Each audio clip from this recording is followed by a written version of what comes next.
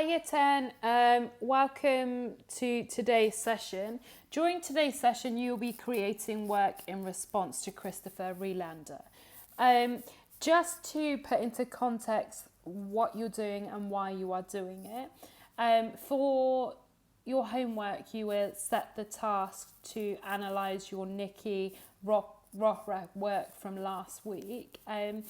Why we're doing this is because you need to be able to create work in response to the artist that you are studying. So today you're studying the work of Christopher Relander, who creates double exposures, and you will be set the task to analyse his work, and we are using your lesson time to create these responses. So first of all, what you need to do is open up Adobe Photoshop on the computer. And then you need to, if you have your own portraits, great, please use your own portraits. We are using photographs from Google at the moment, but really you should be taking your own photographs, and you have all been set the homework to do this. But if you don't have your own photographs, then you need to work with the images from Google. But for next session, which will be in 2 weeks' time, you do need to bring in your own portraits, guys, okay? Because this is part of your coursework, and your coursework requires you to take your own photographs. You are on a photography course, that's why you need to take your own photographs.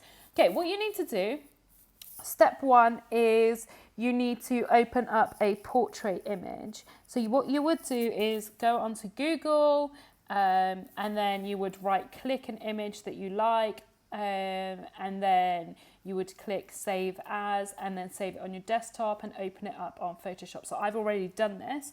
So you need to open up a portrait, and then you need to open up a second image. So looking at the work from Christopher Relander, he does use a lot of forest, nature, all natural forms based. So I want you to find images. I've Googled forest and I really like this image, so I'm going to put that with this image. So what you need to do is step one, open a portrait. Step two, open it doesn't have to be like literally a landscape, but need to be a natural form. So it could be trees, it could be flowers, it's something that you choose yourselves, okay? So that's what you need to do first of all. You will then need to scroll down and you will see background. Click on the padlock, double click on it, and just click OK. The same with the forest or whatever your second picture is. I've already done that. The same with that image there. You then need to get the move tool and select your second image and drag it over to your first image. As you can see, this image is too small, so I need to go to Edit, Transform and Scale. I am going to hold down the Shift key and I'm going to, the wrong one. And I am going to scale this, and because I've held down the Shift key, I'm also keeping the proportions of the image correct. Okay, so I think I want to work with that. I'm not sure yet, so I'm going to turn down the opacity and see where the placement of this image is. Am I happy with it? I would quite like it there. So what I'm going to do now is turn that opacity back up, and you will see one image is above the other. What I'm going to do now is click on this drop down menu here on top of your layers panel, and I'm going to scroll down to lighten. You can choose whichever one you like. I do prefer screen though, so I'm going to stick with screen. Some of you might prefer color dodge, some of you might prefer linear dodge, entirely up to you. So I'm going to stick with screen, and I quite like that. I'm now going to select the rubber tool. Make sure you click on the number at the top here and your hardness needs to be selected at 0. So turn your hardness right down to 0. You want to make sure the hardness is 0 so that the edges are not crisp, so it doesn't look too harsh when you go to rub it out. You will then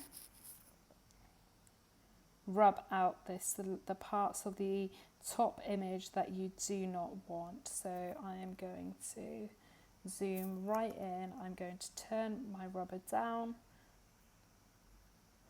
and I'm now going to rub out the parts of the image that I do not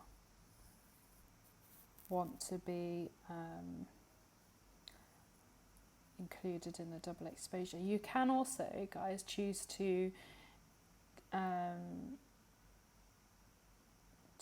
have a white paintbrush and have a white background. That's entirely up to you. This is your work. I'm just going to turn that opacity right down just so I can see the outline of the hair.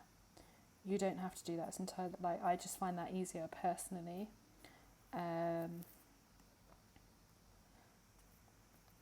The aim is for you to edit your own photographs that you've been taking. So let's try and do that. Right, so this is our double exposure. So double exposure, like I explained earlier, is...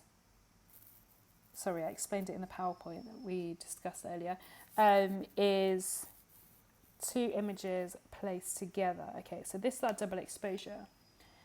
There are still some parts of it that could be crisp. I've done this very quickly. Yours should take a lot longer than this. Oh, yours will take a lot longer than this. And I want it to be as neat as possible.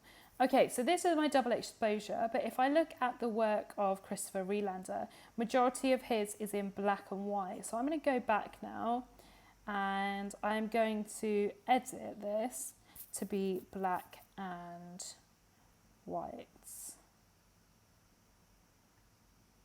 You can play around with that. But this is now my double exposed image. Once you're finished, you need to click Layer, Flatten Image, File, Save As, and then you are going to save it and upload it onto your website. So this is how to create a double exposure on Photoshop. I hope you found that helpful. As always, Ms. Parkin and I are around if you do have any questions at all. Good luck.